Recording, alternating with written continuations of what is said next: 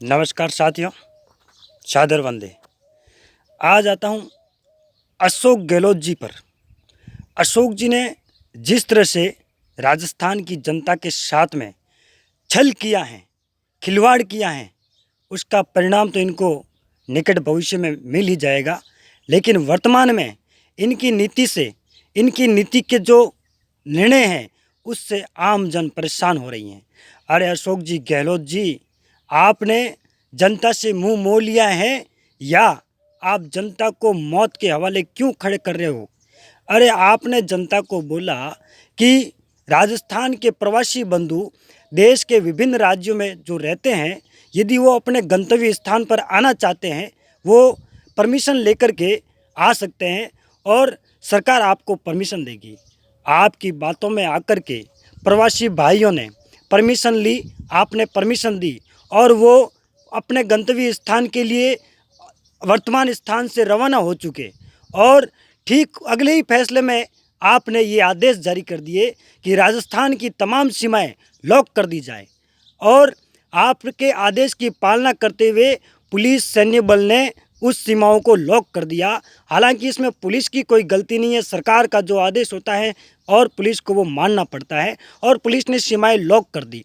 अब जो प्रवासी बंधु वहाँ से रवाना होकर के सीमा पर पहुँचे और आपके सैन्य वहाँ पर खड़े थे, पुलिस वहाँ पर खड़ी थी और उनको राजस्थान में घुसने के लिए मना करने के अलावा दूसरा और कोई विकल्प नहीं था उसके पास में। तो आपने इनके साथ में खिलवाड़ क्यों किया? अब पिछले 4-5 दिनों से सीमा पर राजस्थान का प्रवासी बंधु वहाँ पर बैठा है, वो भूखा है, वो प्यासा है, वो किसी महिला के साथ में, चाहे उसकी वो डिलीवरी होने वाली हो और वहाँ पर वो सीमा पर बैठी हो, उसके साथ में क्या गुजर रही होगी। आप अपने ऊपर लेकर के सोचिए कि आप राजस्थान के प्रवासी हैं और अन्य देशों में रोजी रोटी कमाने के लिए, अन्य प्रांतों में आप रोजी रोटी कमाने के लिए जाते हैं और आप सरकार के भरोसे पर, सरकार के कहने पर वहाँ से अपने गंतव्य स्थान पर आने को लालायित होते हैं और आपको सीमा पे यदि रोक दिया जाता है तो आपके ऊपर क्या बीतेगी? अरे अशोक जी, आप राजस्थान के मुखिया हो, आप ये सरकार के मुखिया होने के नाते आप जनता के साथ में छल क्यों कर रहे हो?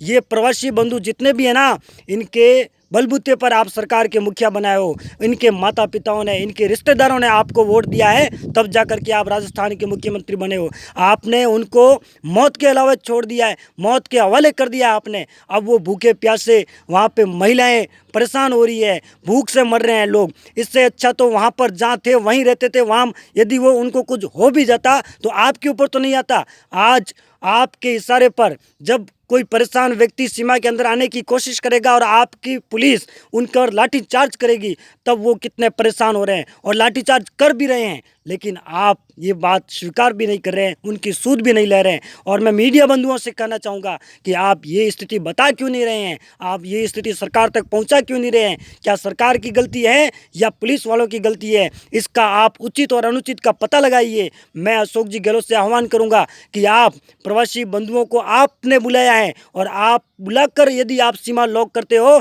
तो आपके जैसा जघन्य अपराधी संसार में कोई नहीं होगा। मैं ये खुले शब्दों में कह रहा हूँ अशोक जी, वो दिन दूर नहीं है कि आपको राजनीति से मुंह मोड़ना पड़ेगा और ये जनता आपको सबक सिखा देगी। और आप जनता के साथ में जो धर्म युद्ध जो करा रहे हैं ना, आप एक वर्ग को खुश रख रहे हैं और दूसरे वर्ग को आप नाराज कर रहे हैं। ये आप कब से राजनीति करना सीख गए? ऐसी दोगली राजनीति कर रहे हो आप अभी भी वक्त हैं, आप मान लीजिए। ये जो बार बार निर्णय आप ले रहे हैं ना, कभी जनता के खिलाफ का निर्णय ले रहे हैं, कभी धर्म के खिलाफ का निर्णय ले रहे हैं, कभी आप कोरोना के लिए, जनता को कोरोना के हवाला करने के लिए आप निर्णय ले रहे हैं, लेकिन आप जनता की सूद लेना आपने बंद कर दिया है। मैं आपको आज खुले शब्दों में कह रहा हूं, आप कभी तो एमपी साहब पर बोल रहे हैं, कभी गजेंद्र सिंह शेखावत साहब पे बोल रहे हैं, कभी आप मोदी जी को बुरा भला बोल रहे हैं, लेकिन आप खुद इसके जिम्मेदार हैं। आपने मोदी जी पर दबाव डाला था कि प्रवासी बंधुओं को अपने घर पर बुलाने के लिए आप परमिशन दें और वो सरकार दबाव में आई कि भी यदि राज्य सरकार यदि कह रही है तो उचित ही होगा। तो आपके कहने पर उन्होंने ट्रेन लगाई, आपके कहने पर उन्होंने बसें लगाई, आपके कहने पर गृह मंत्रालय ने ये आदेश जारी किया, लेकिन आपने और उल्टा स्थिति को डगमडोल कर दिया और कोरोना की संख्या बढ़ाने में आपका हाथ है अशोक जी गहलोत। मैं खुले शब्दों में कह रहा हूँ, आपने ये स्थिति क्यों पैदा की?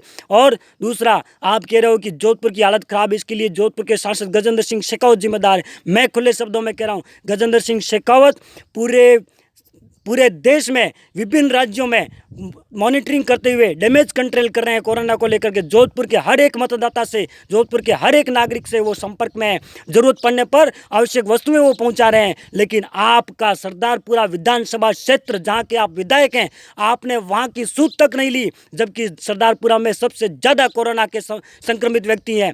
आपने तो जोधपुर के होते हुए भी आप जोधपुर एक बार आए क्या? आप लांछन लगा रहे हो गजेंद्र सिंह शेखावत पर।